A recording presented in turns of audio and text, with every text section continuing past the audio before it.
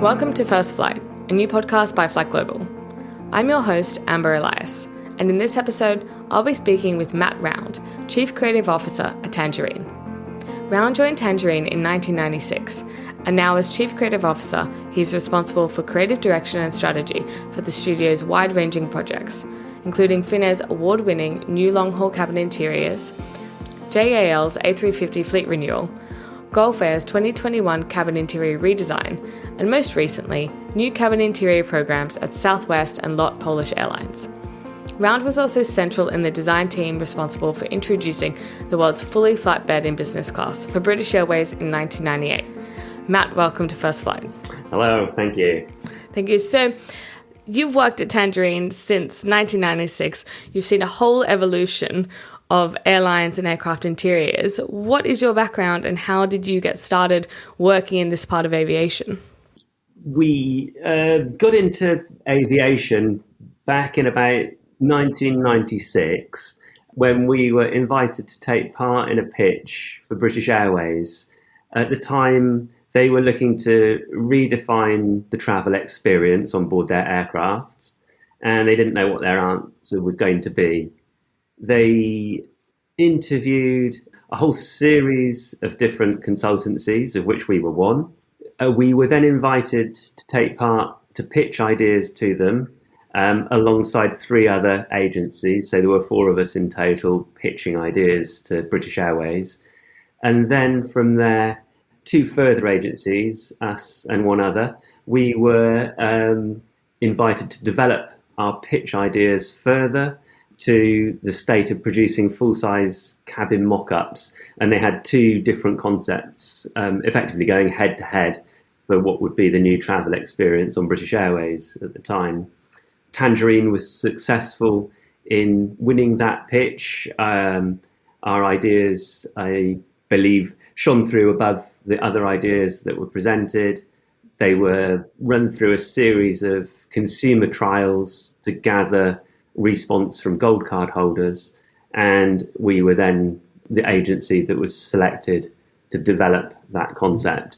And between 1998 and 2000, we worked on the development of that idea to bring it to launch, and that was the world's first fully flat bed in business class. And that fully flat bed now is pretty standard across most business class flights, sort of medium, long haul, that we see now.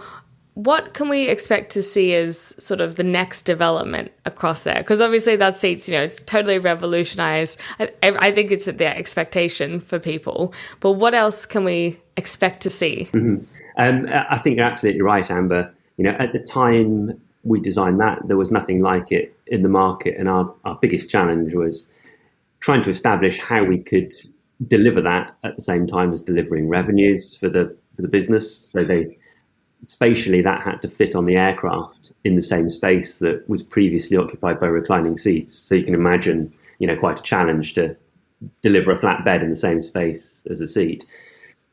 So I think now in the market the gaps are much, much, much smaller and the changes are more incremental.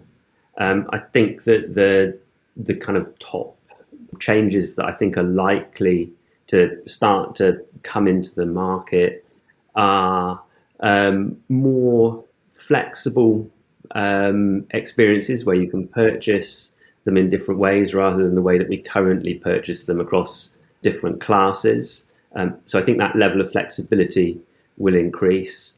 There'll probably be more selling of spaces rather than just of seats. And then what you do with those spaces may change to a greater degree. And I think that the service dimension of the travel experience will change. I think that will be more customized and more tailored to individual preferences. Certainly at the premium end of the travel experience, where customers are expecting much more personalization and they're expecting companies that are offering them experiences to think about them as individuals rather than as a number of one of their paying passengers. So have you seen that passenger sort of expectation change significantly post-pandemic? I think we talk a lot about post-pandemic at the moment as though it's affected everything. I think it has had a change on people's mindset, particularly younger generations and their attitudes towards work. I think perhaps less so in the travel industry. At the time the pandemic was occurring, there was all sorts of talk about how the travel experience was really going to change and increase sanitisation, changes of materials, changes of behaviour. But when you look at what was being talked about at the time of the pandemic and what has happened now, actually most of those changes have not come to fruition in any significant manner. And so I think that the pandemic is probably not the defining factor of changing expectations for air travellers.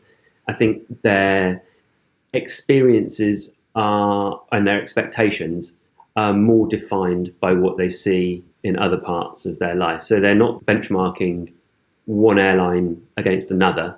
They're benchmarking airlines against every other experience in their life, which for airlines, that can be a big challenge. For example, if you're benchmarking seats in a cabin interior against a premium car, there's a very big difference, but the passengers don't necessarily see why that difference should exist. That difference with the cars, they're made in huge volumes, they have huge development costs, and they're looked after and cared for by individuals.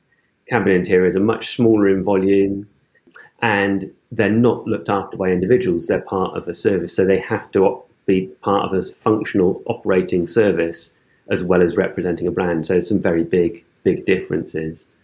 And they're looking at hotels and what hotels are offering. They don't have the same space constraints or the same regulatory constraints as airline travel.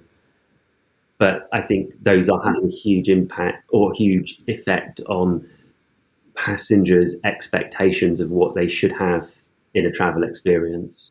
Yeah, definitely. And obviously sustainability, buzzword for aviation, probably for the rest of our lifetime.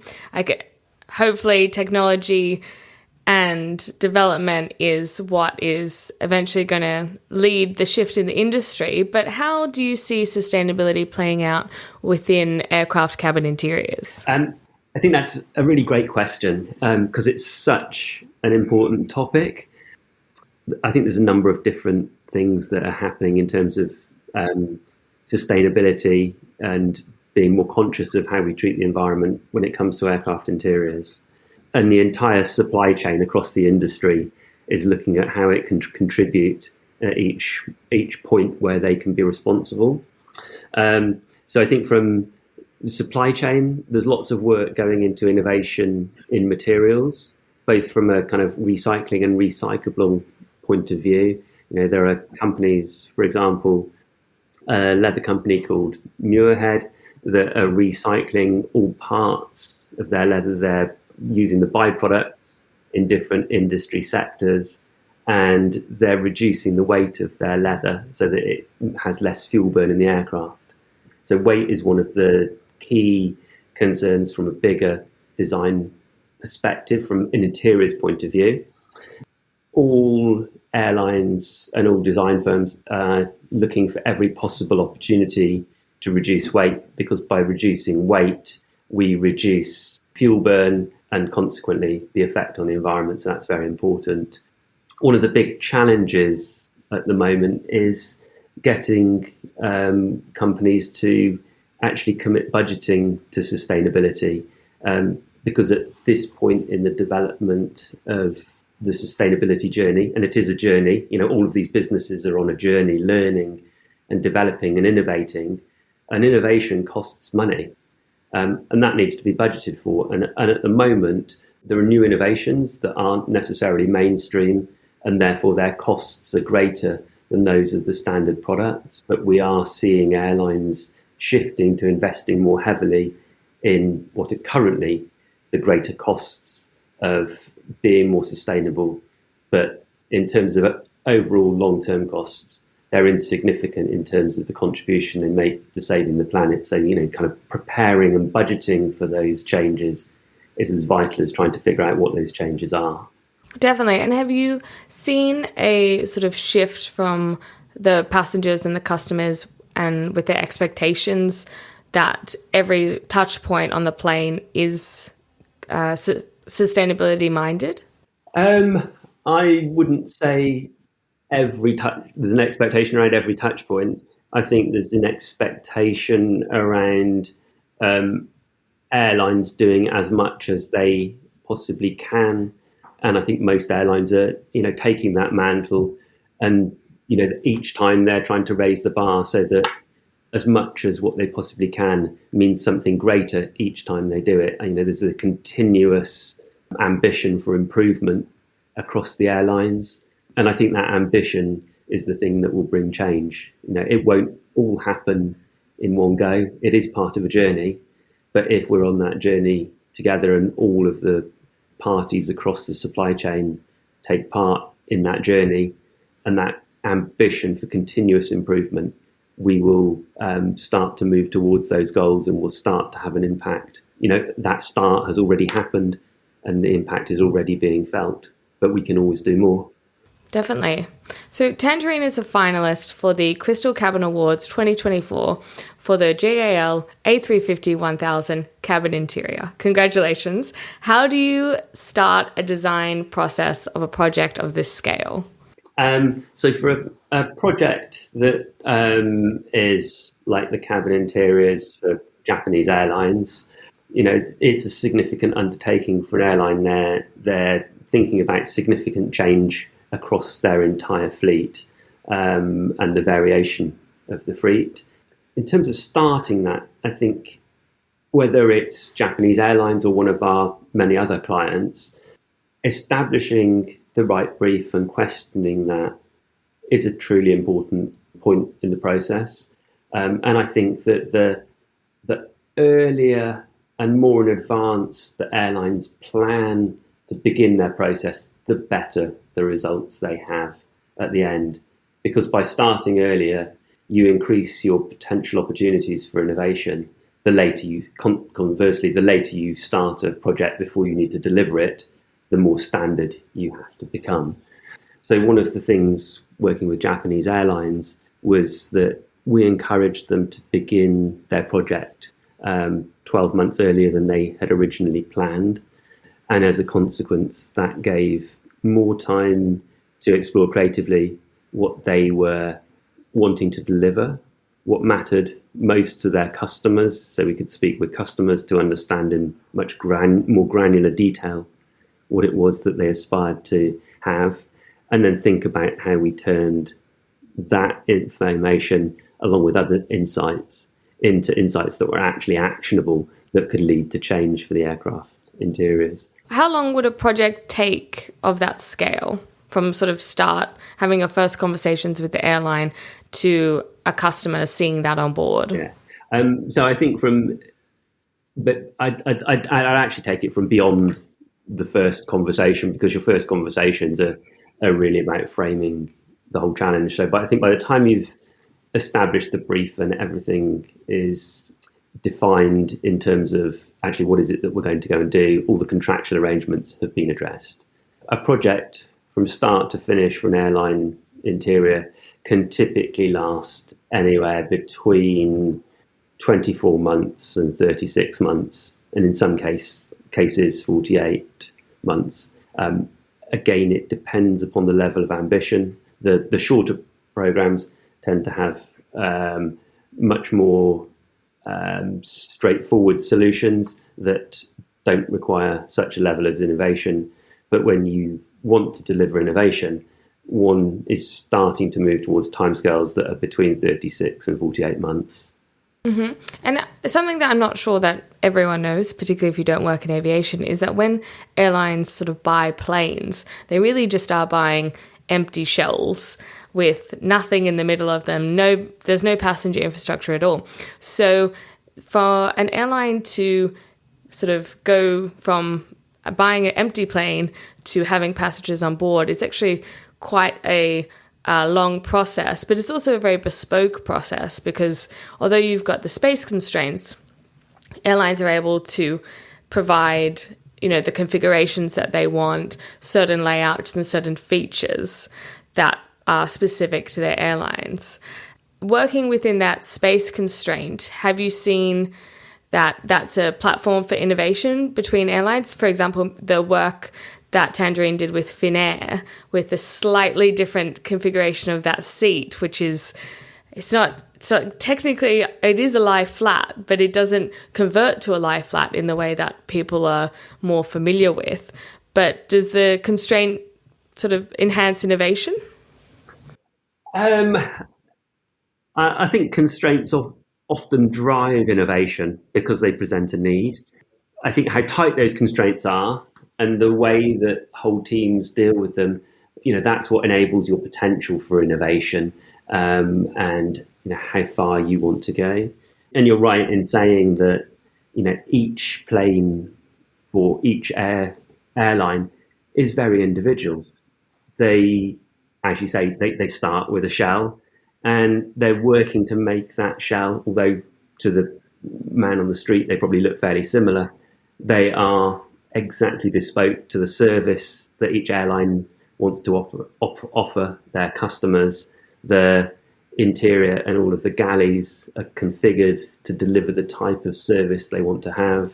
They'll be working very hard on the number of seats that are in that aircraft to suit their business model and to suit their passenger demographic. And then the design of the interior, obviously that's part of the configuration part. But then they're also thinking about how do we make that feel like part of our brand, and how do we make that experience right for our customers. And the greater the change of experience and the change of hardware that goes with that, the greater levels of innovation that come along that. And I think it's becoming more and more challenging to innovate, but I don't think that means that innovation is impossible. It's just more challenging. It takes more time, more commitment, and more ambition. And I think ultimately collaboration and working together with people in order to overcome the barriers, of which there are many, in order to deliver innovation to the public who are flying.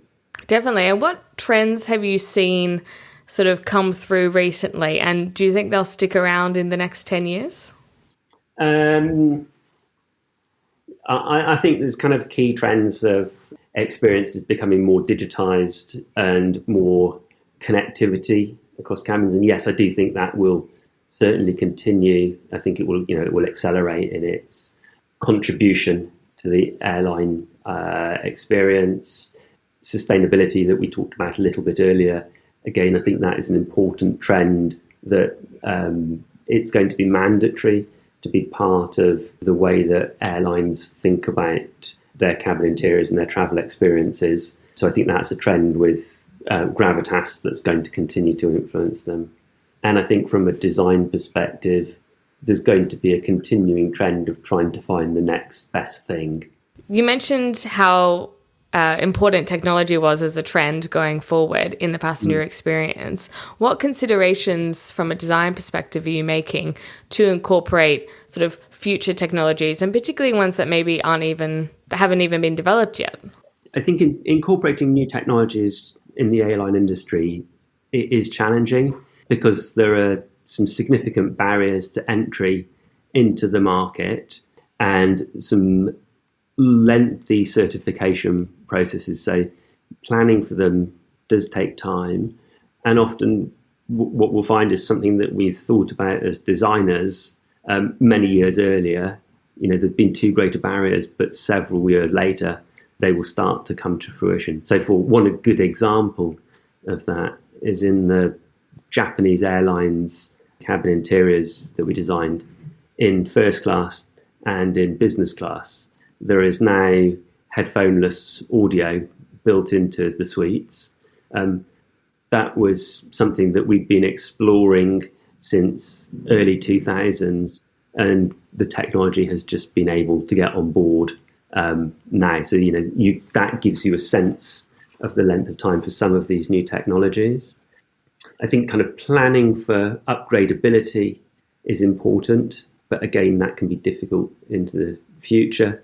But the more you can plan in upgradability, the better. And sometimes that's thinking about changing parts, whereas other times it's thinking about how are you designing structures in order to pass certification as elements of that structure changes.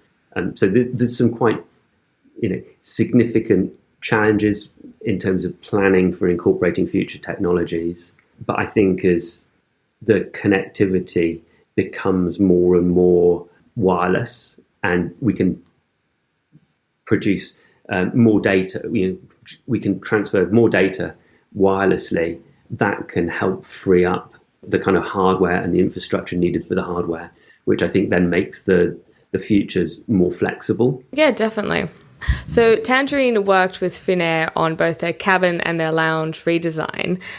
What kind of impact does that seamless experience have on a passenger travelling through the airport, travelling through the lounge, and then on board? In my opinion, I think it has a huge impact on the passenger experience. I think it's really important for any company offering a service experience that has multiple dimensions to it, that those dimensions are joined up and they're seamless. And that's because if you're moving through that experience and it keeps on changing and it's broken and fragmented, passengers become confused. They don't know what to do next. It feels like the business that's offering that experience is out of control if it's not all seamless. It raises anxiety. You start to feel like, you've got to go and figure out the next step as you move through the experience. Whereas conversely, if you're in a travel experience where it's all really, really well thought through from the moment you book to arriving at the airport, through the lounge and onto the plane, if all of that is seamless and together, it's recognizable, it instantly says that the business that's offering that experience is in control. It also says that business cares for the way that it presents itself and it cares for you as a customer. And customers want to be looked after. They want to be loved. They want to know that businesses are thinking about them. So I think that seamless experience that we created across the Finnair travel experience, it's vital. It makes a huge difference to people that they know that an airline is caring for them along every step of their journey.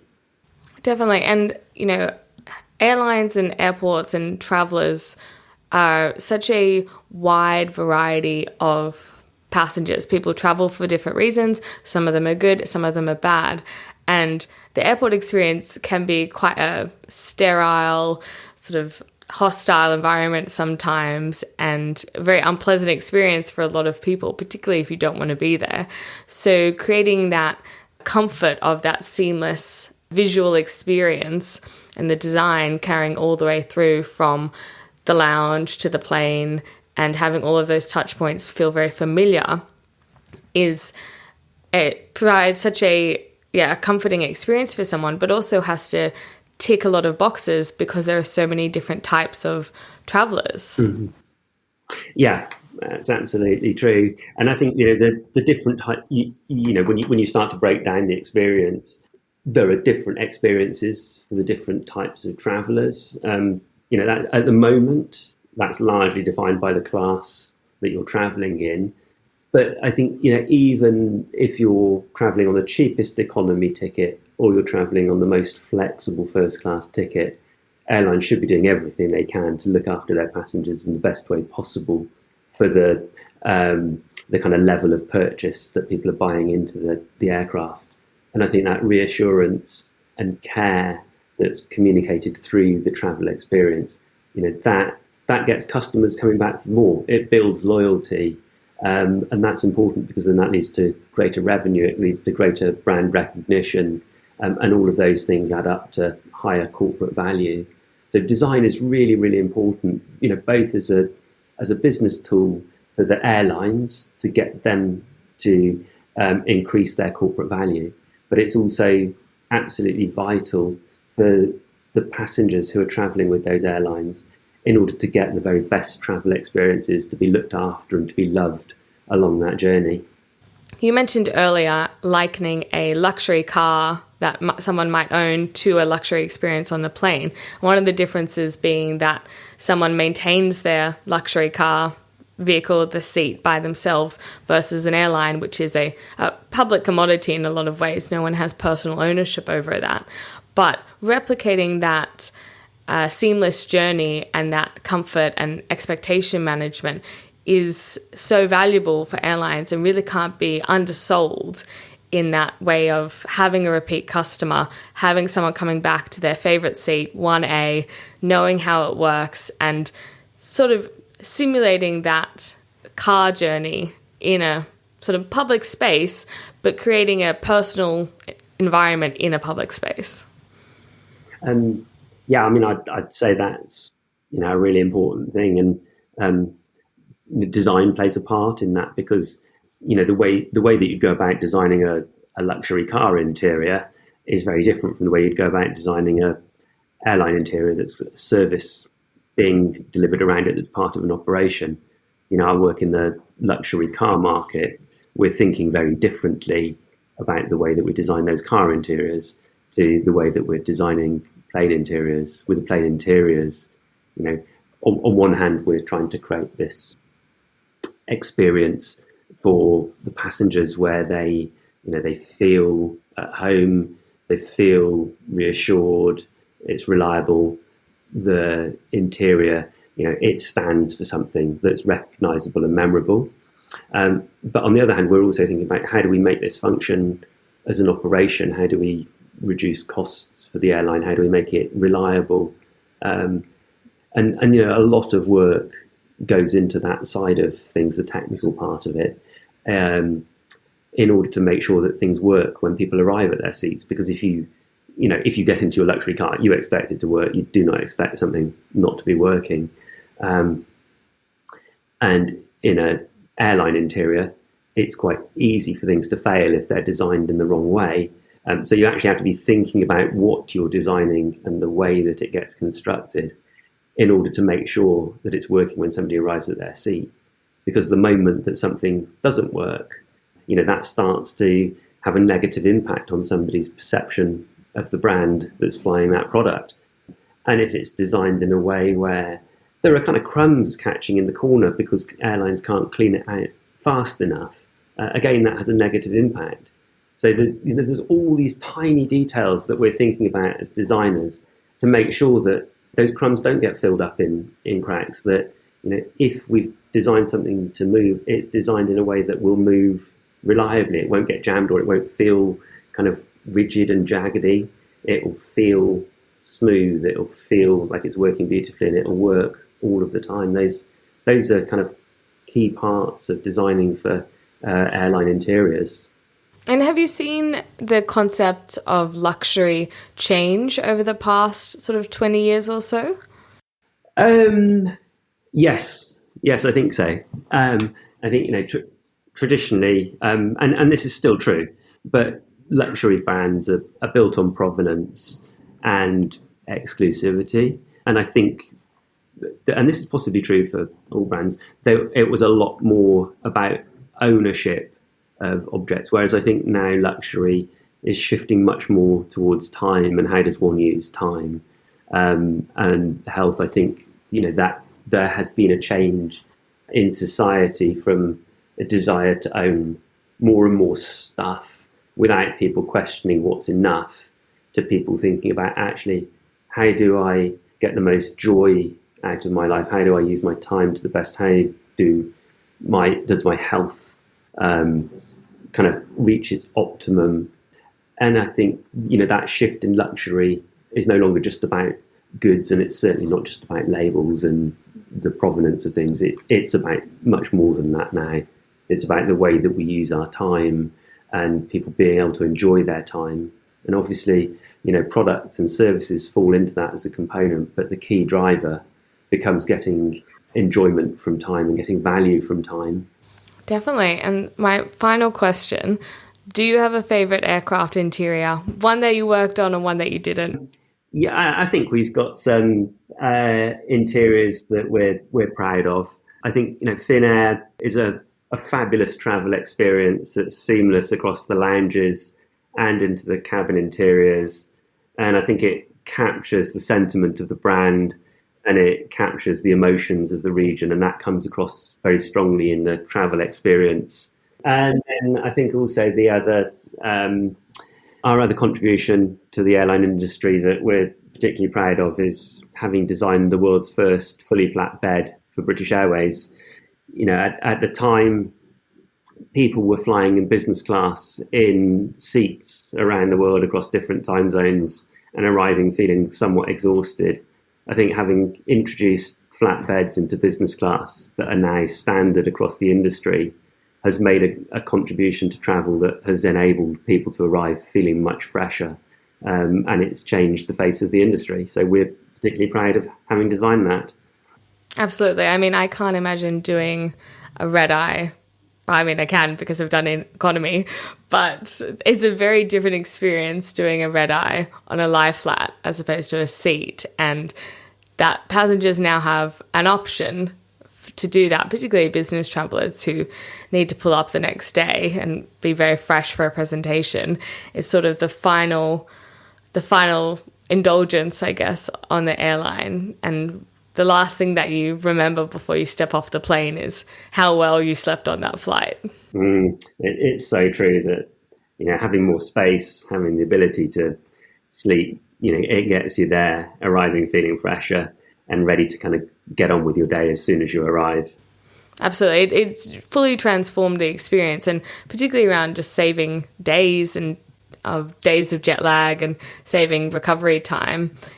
I'm sure there are a lot of people who can't imagine doing the amount of business travel that they do without sleeping properly on the plane. Yeah, for sure. Excellent, Matt. Thank you so much for joining me today. It's been a pleasure chatting. First Flight is a production of FlightGlobal and is hosted and executive produced by Amber Elias. Audio production by storysolutions.net. If you have any questions, comments or suggestions, or for commercial opportunities, please email podcast@flightglobal.com, and more information can be found in the show notes. Listen, rate, review and subscribe wherever you get your podcasts.